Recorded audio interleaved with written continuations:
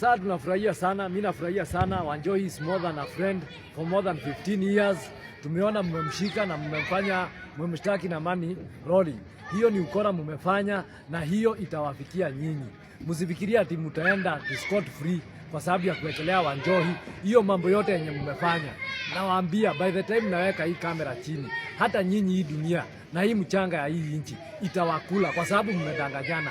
Wanjohi sio criminal na mjua he is more than a friend to me. Wacha kuwa president wa bunge la mwananchi. Mmeshika kwa sababu ya yeye ni president wa bunge la mwananchi, lakini shame on you. Mmeenda kudanganyana alikuwa na fake currency in dollars. Nawaambia hii dunia mtateseka, yoyote mwenye amehusika na hiyo mambo. Wallahi labda ikuwa tuombagi Mungu. Nyinyi nimewaambia kitamuramba mtakutana na mambo mjaiona nyinyi na watoto wenu na mshindwe. Nyinyi maibilisi mashetani.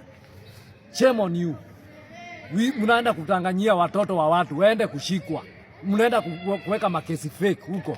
Hamwezi kuwa hata wa true.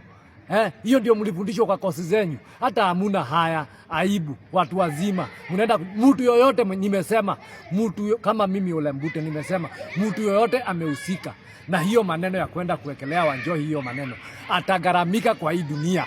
Utateseka, watoto wako watateseka. Wewe nakwambia mtateseka, na nimeamua hivyo. Na hakuna kitu mtafanya. Mtateseka. Shame on you.